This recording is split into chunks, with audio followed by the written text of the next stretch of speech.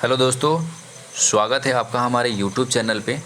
तो दोस्तों आज हम लोग देखेंगे डिजिटल इलेक्ट्रॉनिक्स का। आज मैं एक बहुत ही इंपॉर्टेंट टॉपिक लेकर आया हूँ, बूलियन अलजेब्रा। ठीक है, जहाँ से क्वेश्चन अगर आप डिजिटल इलेक्ट्रॉनिक्स अगर कहीं किसी एग्ज़ाम में पूछा जाता है तो कंफर्म यहाँ से क्वेश्चन बनता है। ठीक है, और बहुत लोग इस सिंपल क्वेश्चन को और कुछ नियम ना जानने की वजह से इसको छोड़ के चले जाते हैं। तो दोस्तों आज के बाद आपका कोई भी क्वेश्चन अगर एग्ज़ाम में आता है तो आप छोड़ के नहीं आएंगे, ये हमारी गारंटी है। ठीक है, तो सबसे पहले मैं कहना चाहूँगा कि जो लोग भी मेरे चैनल पर नए हैं वो पहली बार देख रहे हैं, चैनल को सब्सक्राइब कर लें और दोस्तों के साथ शेयर भी करें। ठीक है, तो चलिए स्टार्ट करते हैं। आज हम लोग डिजिटल इलेक्ट्रॉनिक्स के बहुत ही इंपॉर्टेंट टॉपिक्स को लेकर के, बूलियन अलजेब्रा। ठीक है, तो चलिए देखते हैं बूलियन अलजेब्रा क्या है। तो देखिए बूलियन अलजेब्रा हमारी एक तरीके की अलजेब्रा ऑफ लॉजिक है, यानी लॉजिक की हमारी जो अलजेब्रा होती है वो जैसे मैथ में अलजेब्रा होती है वैसे हमारी लॉजिक गेट्स की भी अलजेब्रा मतलब होती है। ठीक है ना, तो इसको हम लोग बोलते क्या है, अलजेब्रा ऑफ लॉजिक। ठीक है, इसकी खोज 1815 से 1864 ईस्वी में चार्ल्स बूले ने की थी। ठीक है, और इसका मेन काम क्या होता है, it is used for minimise या सिंप्लीफाई ऑफ लॉजिकल एक्सप्रेशन। मतलब इसका यूज़ हम लोग कहाँ करते हैं, लॉजिकल एक्सप्रेशन को सिंप्लीफाई करने में करते हैं। अच्छा देखिए, हम लोग बूलियन अलजेब्रा के बाद हम लोग लॉजिकल एक्सप्रेशन को सॉल्व करने के लिए, मिनिमाइज़ करने के लिए हम लोग के मैप पे क्यों गए, क्यों नहीं बूलियन अलजेब्रा से ही काम चल लिया। तो देखिए इसका जो रिज़ल्ट होता है ना, तो result this is not unique. मतलब इसका जो रिज़ल्ट आता है कोई नहीं कह सकते हैं कि दिस इज़ अ यूनिक, ये हमारा यूनिक नहीं हो सकता है। और लेस नंबर ऑफ़ वेरिएबल, इसमें जो वेरिएबल्स होते हैं बहुत कम होते हैं। ठीक है, 1 2 3 हो सकते हैं, 4 हो सकते हैं, लेकिन इससे ऊपर हम लोग नहीं कर सकते, बहुत डिफ़िकल्टी होगी। ठीक है, तो सबसे बड़ा इसका डिसएडवांटेज क्या है बूलियन का। तो सबसे बड़ा बूलियन का डिसएडवांटेज यही है कि ये इसका रिज़ल्ट जो होता है नॉट यूनिक होता है। दूसरा, लेस नंबर ऑफ़ वेरिएबल्स होते हैं इसमें। ठीक है, आगे देखेंगे हम लोग रूल। अब डायरेक्ट आइए देखिए, जो अब मैं रूल बताने वाला हूँ ना, ये आपको बहुत अच्छी तरीके से पता होना चाहिए रूल के बारे में। ठीक है, तो रूल के बारे में देखेंगे हम लोग क्या है। तो रूल फर्स्ट हमारा क्या है, तो रूल फर्स्ट हमारा है कम्प्लीमेंट। ठीक है, ये हमारा हो गया कम्प्लीमेंट। कम्प्लीमेंट में क्या होता है कि अगर ए बार है, ठीक है ना, इसको एग्ज़ाम में क्वेश्चन क्या आ सकता है, तो ए बार दे सकता है या ए डैश।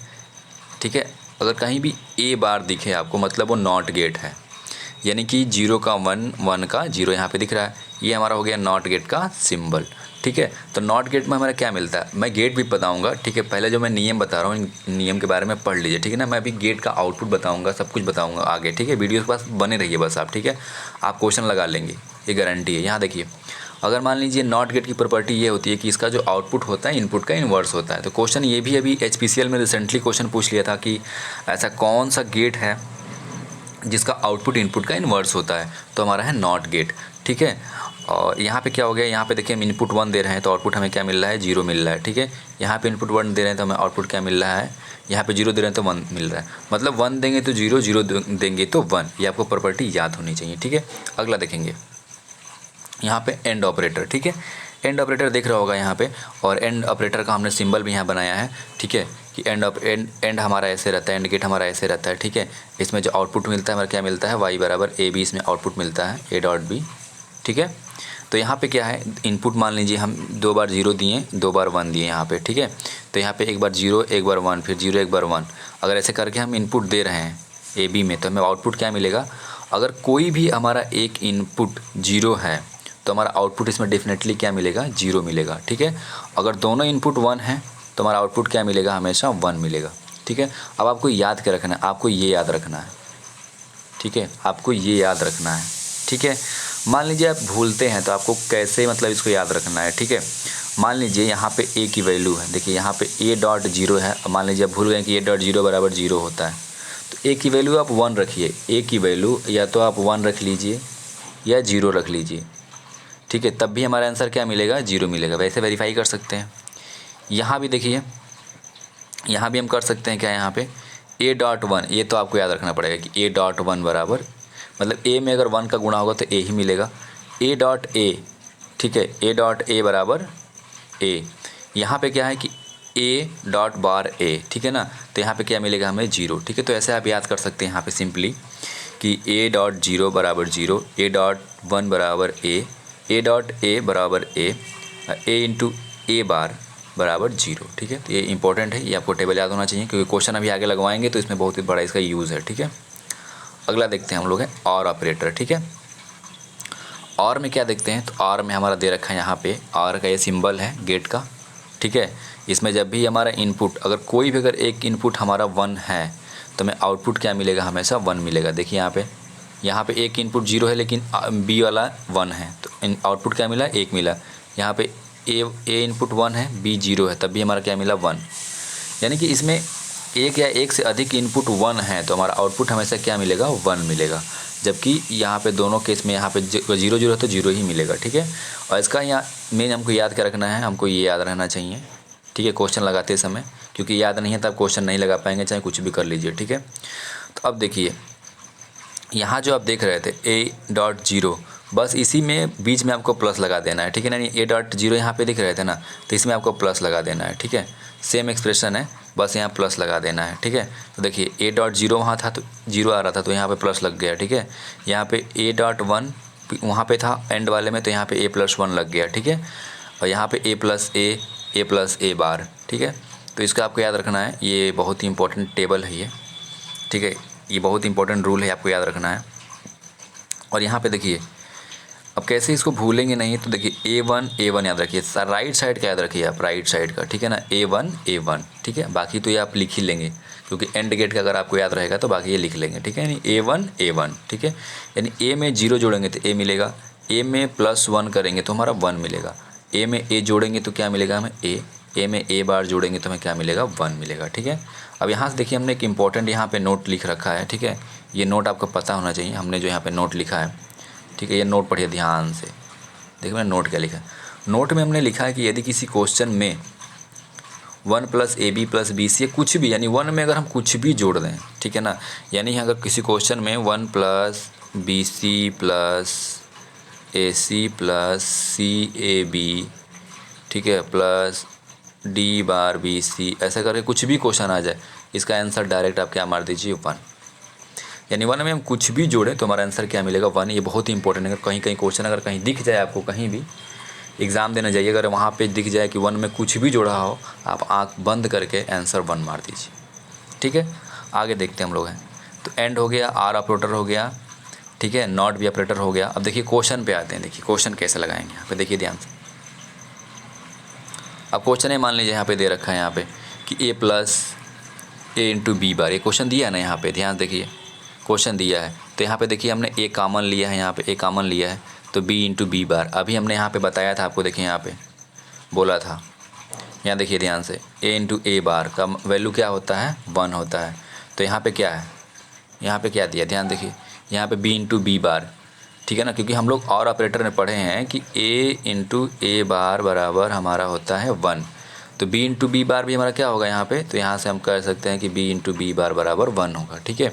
तो B × B बार बराबर 1, यानी यहाँ पे वैल्यू 1 हो जाएगी, तो A.1 बराबर A आंसर, ठीक है। देख रहे हैं ना, अगर आपको ऑपरेटर्स का नियम पता है तो आप किसी भी क्वेश्चन को ईजिली सॉल्व कर सकते हैं, ठीक है। तो आप इतना छोटे छोटे क्वेश्चन को एग्जाम में मत छोड़ के आइए, ठीक है। कितना देखिए कितना सिंपल क्वेश्चन है, बस नियम ना जानने की वजह से लोग छोड़ के चले जाते हैं। अगला क्वेश्चन देखिए, क्वेश्चन नंबर दूसरा क्या दिया है, यहाँ पे हमने क्वेश्चन इंक्लूड किया है।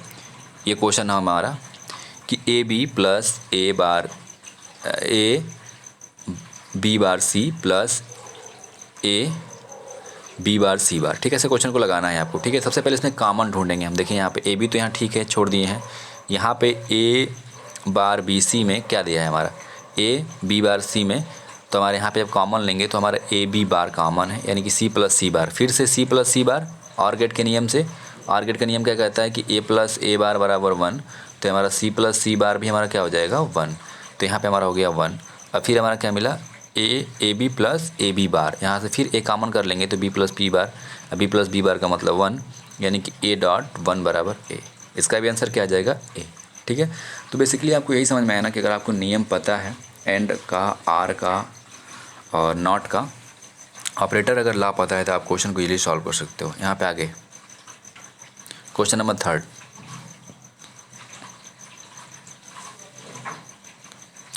क्वेश्चन नंबर 3 दिया है कि y बराबर A + B ब्रैकेट बंद डॉट A + C, ठीक है। इसको कैसे लगाएंगे, इसको मैथ की तरह पहले हम लोग तोड़ देंगे, यहाँ पे तो तोड़ेंगे तो हमको ये मिलेगा, ठीक है। अब A × A bar, A × A dot, ये किसका नियम है, A का नियम, मतलब एंड का नियम है। क्या आता है इसका वैल्यू, A ही आता है ना।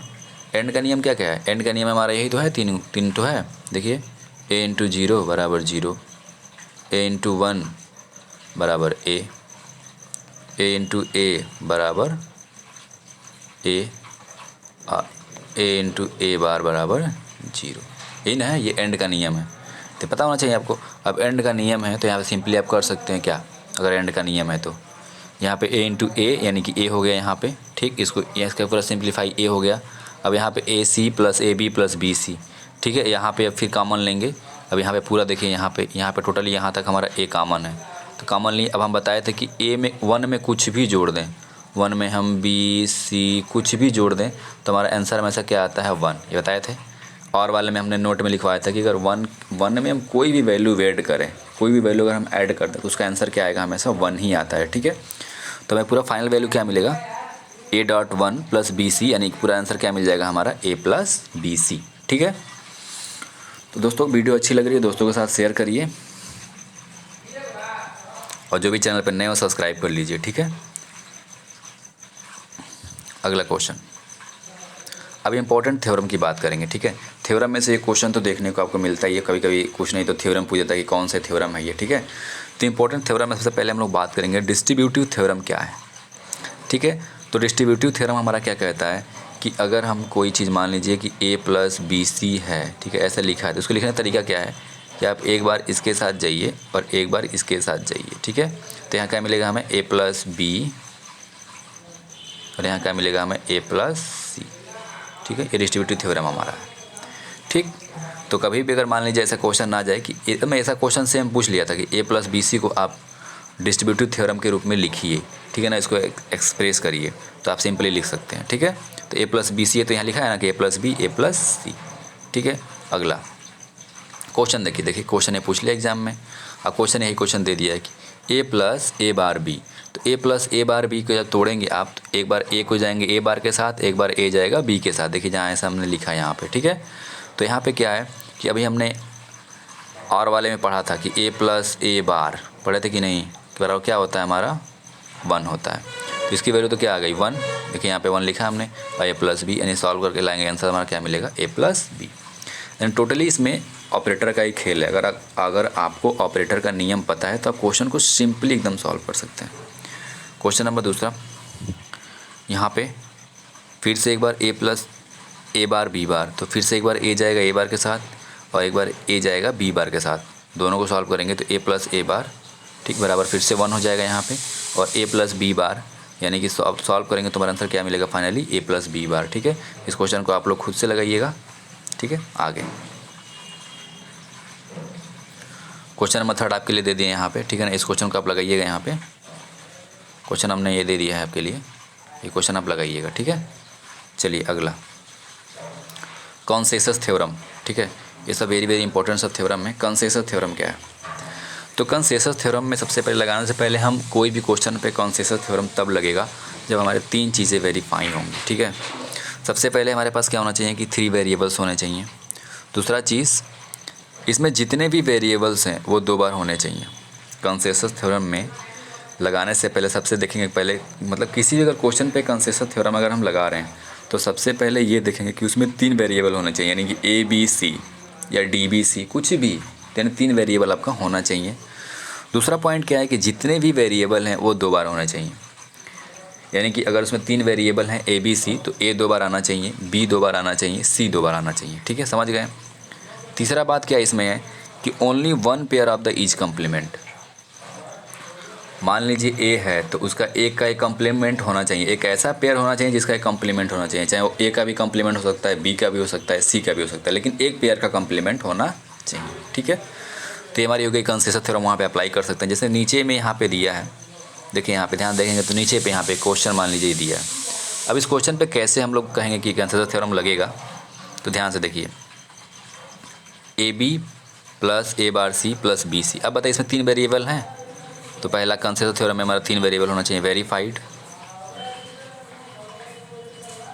इसमें जितने भी वेरिएबल्स हैं हमारे 2 बार आना चाहिए, यानी कि इसमें ए भी 2 बार आया, बी भी 2 बार आया और सी भी 2 बार आया, यहाँ पे सी भी 2 बार, 2 वेरीफाई। तीसरा, only one pair is complement, मतलब मान लीजिए ए है तो ए का ए बार हमारा कम्प्लीमेंट है कि नहीं है, एक पेयर का कम्प्लीमेंट हमारा होना चाहिए, ठीक है। अब लगाने का तरीका क्या है कि यदि किसी क्वेश्चन पे कंसेशन थ्योरम अप्लाई होता है तो केवल कम्प्लीमेंट वाले टर्म से ही रिलेटेड आंसर होगा। तो यानी कि ए का कम्प्लीमेंट ए बार है, आ रहा है ना, या ए बार का कम्प्लीमेंट ए है, यानी इस पेयर का केवल हमारा आंसर होगा, बाकी हम क्या कर देंगे, नेगलेक्ट कर देंगे। बस एक लाइन में आंसर। अगर किसी क्वेश्चन पे कंसेशन थ्योरम अप्लाई होता है तो उसका डायरेक्ट आंसर हम लोग लिख सकते हैं, ठीक है। कैसे?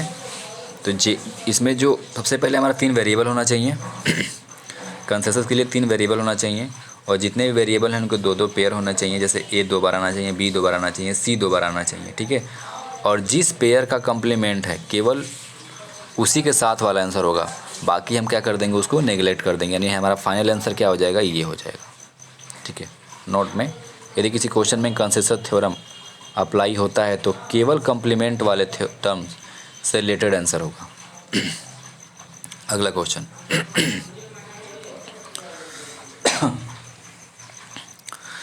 यहाँ भी अगला क्वेश्चन में क्या दिया है कि A B plus A C bar plus B C. अब देखिए यहाँ पे इसमें 3 वेरिएबल हैं ए बी सी।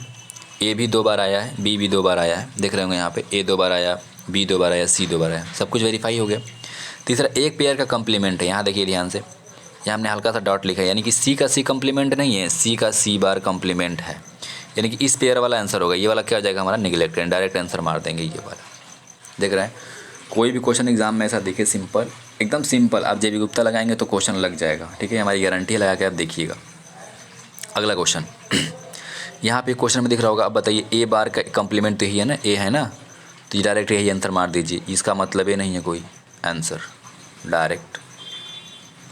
अगला हम लोग बात करेंगे ट्रांसपोजिशन थ्योरम, ठीक है। तो ट्रांसपोजिशन थ्योरम में कभी कभी थ्योरम दे के पूछ लेता है कि मतलब एक्सप्रेशन दे के पूछ लेगा कि कौन सा थ्योरम है, ट्रांसपोजिशन है, डिस्ट्रीब्यूशन है, क्या है। तो ट्रांसपोजिशन थ्योरम की हम लोग बात करेंगे, तो ट्रांसपोजिशन थ्योरम को ए प्लस बी, ए ब्रैकेट में दूसरे में ए बार प्लस सी, ठीक है। इसको जब सॉल्व करेंगे तो क्या मिलेगा हमें यहाँ पे, इसको मैथ के तरीके से अगर हम सॉल्व करेंगे तो ए में ए का गुणा करेंगे तो ए इंटू ए बार, फिर ए में सी का तो ए इतना मिलेगा, मतलब मैथ के तरीके से सॉल्व ऐसे करेंगे। और जब सॉल्व करके फाइनल लाएंगे तो कॉन्सेसस लगाएंगे इसमें, तो हमको फाइनली वैल्यू यही मिलेगी, ठीक है। या डायरेक्ट अगर ट्रांसपोजिशन थ्योरम की बात करते हैं, ठीक है, अगर देखिए बेसिकली अगर हम लगाते आ रहे हैं, सब कुछ करते, तब भी हमको आंसर यही मिलेगा, यही वाला मिलेगा। लेकिन अगर आप ट्रांसपोजिशन थ्योरम की बात करेंगे तो लिखने का तरीका यही होता है कि ए का लास्ट वाले के साथ और बी मतलब पास का पास वाले के साथ, दूर का दूर वाले के साथ हम लोग लिखते हैं, ठीक है। तो ए के दूर क्या है, सी है, ठीक है, तो ए प्लस ए इंटू सी, अब बी के पास क्या है, ए बार, तो ए बार बी, ठीक है। तो ये हमारा क्या हो गया, ट्रांसपोजिशन थ्योरम, ठीक है। बाकी अब तो बेसिकली लगा के देख भी सकते हैं कि कैसे यहाँ पे आया। अगला क्वेश्चन देखिए, क्वेश्चन यहाँ पे दे रखा है यहाँ पे, ठीक है, क्वेश्चन ये दे रखा है लगाने का तरीका में। तो क्या बताएं हम कि लास्ट को लास्ट के साथ लिखेंगे और पास को पास के साथ लिखेंगे, तो क्या मिलेगा हमें, ए into B bar plus A bar B, ठीक है। तो हम जानते हैं कि ए क्यूब बी, ये ए क्यूब बी का एक्सप्रेशन आता है, ठीक है। मान लीजिए आप मैथ के तरीके से लगाना चाहते हैं, तो सिंपल है, मैथ के तरीके से लगाना चाहते हैं आप तो कुछ नहीं करना है यहाँ पे। अब मान लीजिए यहाँ पे क्या करेंगे, मैथ के तरीके से यह तो किया जाता है, यहाँ देखिए A into A bar plus A into B bar plus A bar B plus B into B bar, यही होगा। अब देखिए A into A bar 0, B into B bar 0, बचा क्या हमारा, और बच तो यही तो रहा है ना, A B bar plus A bar B, यानी सॉल्व करेंगे तो ए क्यूब बी आ जाएगा आपका, ठीक है। जैसे भी लगाइए आपको मिल जाएगा, ठीक है ना। बेसिकली आपको पता होना चाहिए कि थ्योरम कैसे अप्लाई करेंगे, ठीक है ना। थ्योरम का बेसिकली आपको पता होना चाहिए। ट्रांसपोजिशन थ्योरम अगर आपको लिखना है उस तरीके से तो उस तरीके का लिखिए आप, ठीक है। यानी क्वेश्चन को देख कर पहचान जाइए वहाँ पे कि ट्रांसपोजिशन थ्योरम इसमें लगा हुआ है, ठीक है। क्योंकि कभी कभी आपको एक्सप्रेशन दे देगा, लॉजिकल एक्सप्रेशन बताएगा कि पूछ देगा कि कौन सा थ्योरम है, ठीक है। तो ये हम कौन सा होगा हमारा ट्रांसपोजिशन थ्योरम, आप समझ गए होंगे। चलिए आगे देखते हैं डी मॉर्गन्स थ्योरम, ठीक है। तो डी मॉर्गन्स थ्योरम बहुत ही सिंपल है। तो डी मॉर्गन्स थ्योरम से हमारा क्या है कि अगर A dot B dot C का होल बार है तो हमारा ये प्लस में बन जाएगा, ठीक है, यानी कि ए bar plus B bar plus सी बार, ठीक है। या तो ए प्लस बी प्लस सी का होल बार है तो हमारा जस्ट इसका उल्टा, ठीक है ना, यानी कि ऐसे बन सकता है, ठीक है, वाइस वर्सा है ये। क्वेश्चन कैसे लगाएंगे, तो देखिए क्वेश्चन यहाँ पे हमने लगवाया है कि ए बी प्लस ब्रैकेट में ए प्लस बी, दूसरे ब्रैकेट में ए बार प्लस बी। जब इसको सॉल्व करके आप आएंगे तो आपको फाइनल आंसर क्या मिलेगा, बी, ठीक है, क्योंकि यहाँ पे ए बी है और यहाँ पे क्या कौन सा लगाया है, ट्रांसपोजिशन थ्योरम डायरेक्ट लगा दिया हमने। तो ट्रांसपोजिशन थ्योरम हम लगाएंगे तो लास्ट का लास्ट के साथ, यानी दूर वाले के दूर के साथ और पास वाले के पास के साथ हमने यहाँ पे रखा है। देखिए यहाँ पे दूर वाले के दूर के साथ, पास वाले के पास के साथ, ठीक है। सॉल्व करेंगे तो A B plus A bar B plus A B, ठीक है। अब यहाँ पे क्या है, बोलें कि A B plus A B, यानी कि ए प्लस ए, ये किसका है, नॉट का नियम है, यानी कि ए प्लस ए बराबर ए। जोड़ेंगे तभी हमारा क्या होगा, ए ही मिलेगा। और 1 में ए जोड़ेंगे तो क्या मिलेगा, हमें 1 मिलता है, ठीक है। ये किसका नियम है, ये और ऑपरेटर का नियम है, ठीक है। तो यहाँ पे A B plus A B, यहाँ पे खाली ए बी मिलेगा और A B plus A B bar, यहाँ से बी कॉमन लेंगे। जब बी कॉमन लेंगे तो बी बाहर आ जाएगा हमारा, यहाँ पे देख रहे होंगे, यहाँ पे बाहर आ जाएगा तो मिलेगा ब्रैकेट में ए प्लस ए बार। और ए प्लस ए बार का मतलब क्या होता है, 1, यानी कि बी डॉट 1 बराबर बी, ठीक है। फाइनल आंसर क्या आ जाएगा हमारा, 1 आ जाएगा, ठीक है। तो ये हमारा हो गया डी मॉर्गन्स थ्योरम। अगला क्वेश्चन ये है, ठीक है। जब भी ये सब बड़ा क्वेश्चन देखिए आप समझ लीजिए आपको कॉमन लेना ही लेना है, ठीक है। तो यहाँ पे देखिए क्वेश्चन बहुत बड़ा सा दिख रहा होगा ये, ठीक है। और यहाँ पे क्या है, आप कॉमन ले लीजिए।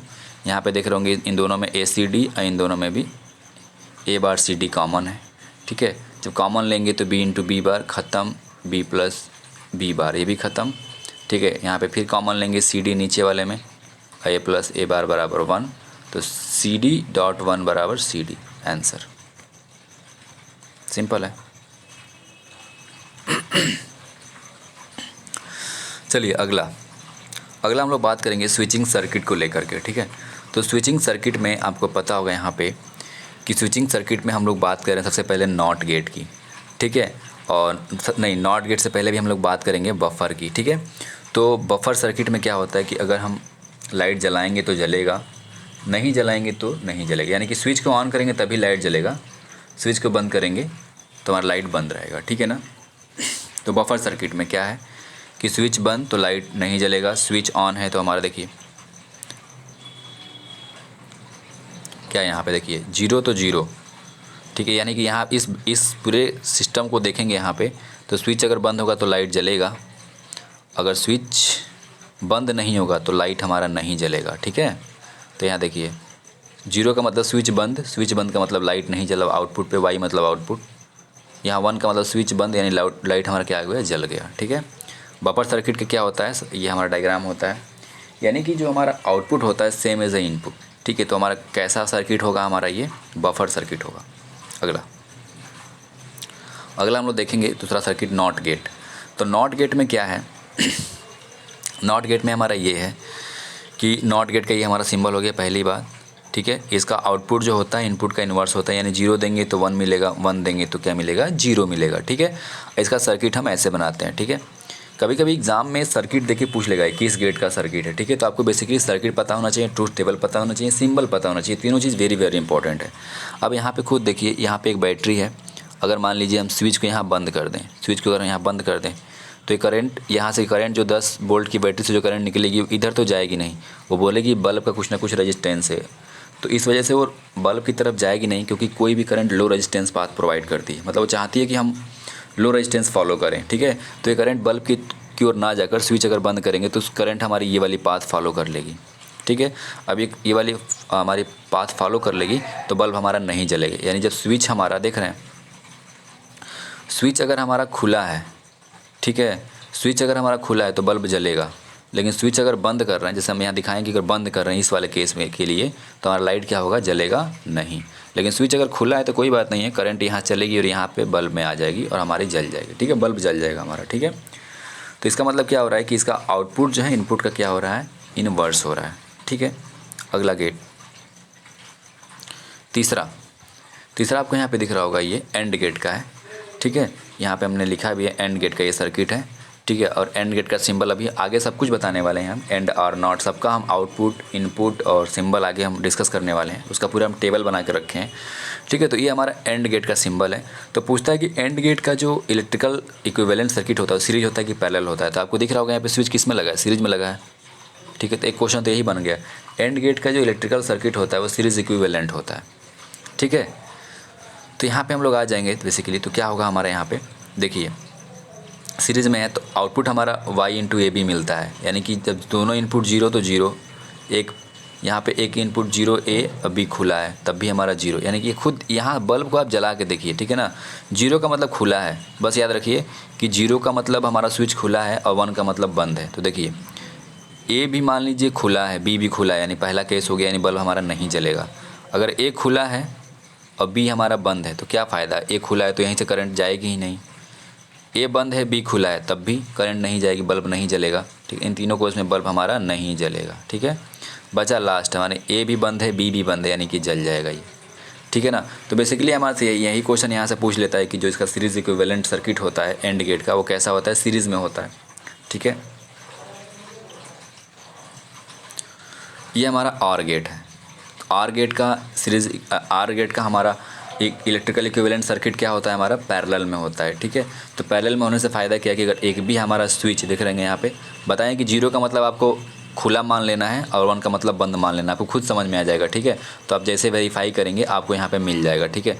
यहाँ पे देखिए अगर मान लीजिए 1 खुला है, 2 बी भी खुला है तो स्विच हमारे बल्ब नहीं जलेगा। अब क्या है, ए खुला है बी बंद है तो करंट भाई यहाँ से जाएगी ऐसे ना, यानी कि बल्ब हमारा जल जाएगा, ठीक है। अब मान लीजिए एक बंद है, ये वाला बंद है, अब मान लीजिए हमारा ए वाला बंद है, अब ए वाला हमारा बंद है, अब बी वाला खुला है, तब भी हमारा करंट क्या होगी, यहाँ से ऐसे चली जाएगी, बल्ब हमारा जल जाएगा, ठीक है। तब भी हमारा बल्ब जलेगा, ठीक। तीसरा में अगर दोनों मान लीजिए बंद है तब तो हमारा बल्ब जलना ही, ठीक है। ऐसे आप देख सकते हैं, यानी कि इसका जो इलेक्ट्रिकल इक्विवेलेंट सर्किट होता है आर गेट का वो क्या होता है, पैरेलल में होता है। इसमें स्विच किस में लगे रहते हैं, पैरेलल में लगे रहते हैं, ठीक है। अगला कंक्लूज़न क्या है हमारा, देखिए कंक्लूज़न में हमने लिख भी दिया यहाँ पे कि अगर हमारा एंड गेट है, अगर हमारा एंड गेट है तो इसका इसका इलेक्ट्रिकल इक्विवेलेंट सर्किट क्या होगा, सीरीज़ होगा।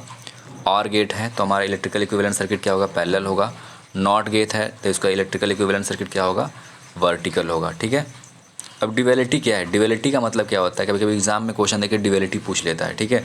तो ड्यूअलिटी में कुछ घबराना नहीं है, एंड को आर में चेंज कर देंगे, आर को एंड में चेंज कर देंगे, 1 को 0 में, 0 को 1 में, डॉट को प्लस में, प्लस को डॉट में, कीप वेरिएबल एट इज, जो हमारा वेरिएबल होगा उसको वैसे ही छोड़ देंगे, ठीक है। जैसे मान लीजिए इसको हम लोग को बनाना है, इसको हम लोग को ड्यूअलिटी बनाना है, ठीक है।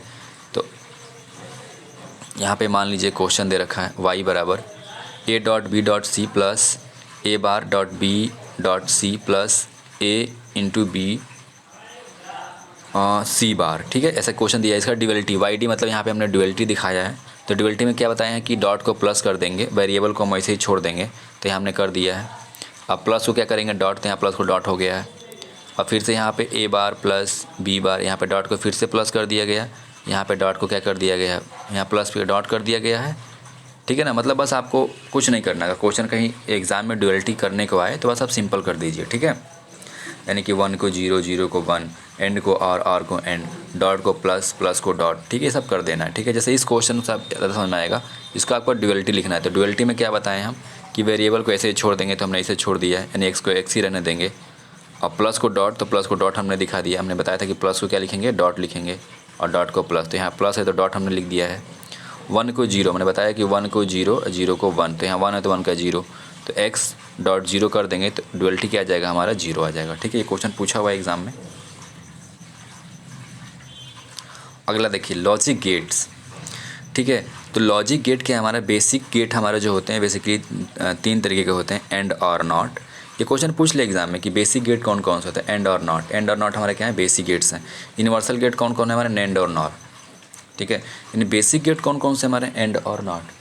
बेसिक गेट्स हमारे हैं एंड और नॉट। यूनिवर्सल गेट कौन कौन से हमारे, नैंड और नॉर, ठीक है। और स्पेशल गेट कौन कौन से हमारे, एक्सॉर और एक्सोनॉर, ये हमारे स्पेशल गेट्स हैं। तो कभी कभी एग्जाम में ऑप्शन देकर पूछ लेता है कि इसमें कौन सा बेसिक गेट्स है, कौन सा बेसिक गेट्स नहीं है, तो आपको बेसिकली ये पता होना चाहिए, ठीक है। अगला देखिए, अगला हम लोग बात करेंगे लॉजिक गेट्स को लेकर के, ठीक है।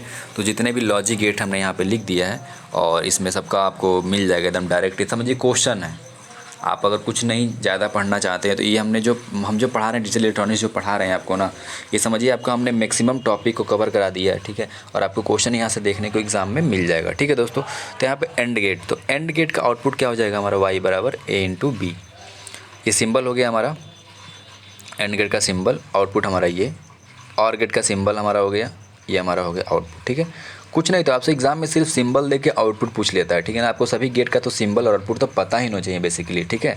और बाकी यहाँ पे तीसरा नॉट गेट का सिंबल हमारा हो गया और आउटपुट हमारा ए बार, ठीक है। एंड और नॉट हो गया। अगला नैंड गेट का सिंबल हमारा ये हो गया, ठीक है। और नैंड गेट किससे मिलकर बना होता है, तो एंड प्लस नॉट से मिलकर बना होता है, ठीक है। इसका आउटपुट हमारा ए भी हो गया। नॉर गेट, बहुत लोग कंफ्यूज रहते हैं नॉर एक्स नॉर में, तो याद रखिएगा नॉर गेट का हमारा सिंबल ये होता है और आउटपुट क्या होता है, आउटपुट y बराबर a प्लस बी का होल बार। एक्सॉर में एक्सॉर का हमारा सिंबल ये हो गया, ठीक है। और इसका आउटपुट क्या मिलेगा, a bar b plus A B bar, ठीक है। तो बहुत लोग नॉर एक्सॉर में कंफ्यूज रहते हैं, तो आपको कंफ्यूज नहीं रहना है, ठीक है। एक्सॉर हो गया, अब एक्स नॉर हो गया, ठीक है। तो एक्स नॉर का हमारा सिंबल क्या हो गया, ये हो गया, ठीक है। तो एक्स नॉर का सिंबल हमारा ये हो गया और यहाँ पे इसका आउटपुट क्या मिलता है, y बराबर a bar b bar plus A B into B. तो यहाँ पे क्या मिलेगा, a डॉट b, ठीक है। अगला a एक्सक्लूसिव b। अब लॉजिक गेट्स ये 2 बार हो गया दोस्तों, सॉरी इसके लिए, ठीक है। हम जस्ट यही ऊपर जो बता रहे हैं वही है और ठीक है। अब बाकी आपको ये जो है ना, ये इसको नोट डाउन कर लीजिए, ये जो हमने यहाँ पे लिखा है इसको नोट डाउन कर लीजिएगा, ये वाला चीज़ एक्सॉर का नियम, एक्सनॉर का नियम, ठीक है। इसको आप नोट डाउन कर लीजिएगा, ये बहुत इंपॉर्टेंट है कि ए एक्सक्लूसिव ए बराबर 0, ए एक्सक्लूसिव ए बार बराबर 1, ए एक्सक्लूसिव 0 बराबर ए और ए एक्सक्लूसिव 1 बराबर ए बार, ठीक है। एक्सनॉर का हमारा ऐसे नियम नीचे हमने यहाँ पे लिखा है, ठीक है। इसको भी आप देख लीजिएगा, नोट डाउन कर लीजिएगा, ये बहुत इंपॉर्टेंट है, क्वेश्चन लगाते समय ये बहुत हमको काम देगा, हेल्प मिलेगी इससे, ठीक है।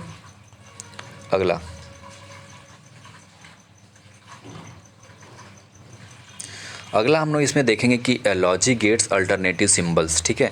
तो कभी कभी पूछ देता है कि हमारा एक लॉजिक गेट है तो इसका अल्टरनेटिव सिंबल क्या होगा। तो लॉजिक गेट से मान लीजिए नॉट गेट है तो नॉट गेट का सेम अल्टरनेटिव सिंबल होता है। नैंड गेट का अल्टरनेटिव सिंबल क्या होगा, हमारा बबल्ड ऑर गेट। तो पूछ देता है कभी कभी कि bubbled OR gate is equivalent to, तो bubble OR gate is equivalent to NAND gate, ठीक है। यहाँ पे तीसरा bubbled AND gate is equivalent to, तो bubble AND gate is equivalent to NOR gate. अगला बबल नॉर गेट, तो bubble NOR gate is equivalent to AND gate. यहाँ पे bubble NAND gate is equivalent to OR gate. बस आपको यही रखना याद कि बबल नैंड गेट इक्विवेलेंट होता है या bubble X NOR gate equivalent होता है, तो bubble X NOR gate is equivalent to XOR gate. तो ठीक है दोस्तों, आज के लिए सिर्फ इतना ही। अगर वीडियो अच्छी लगी हो तो लाइक करिए, दोस्तों के साथ शेयर करना ना भूलें। तो thanks for watching this video, मिलते हैं नेक्स्ट वीडियो के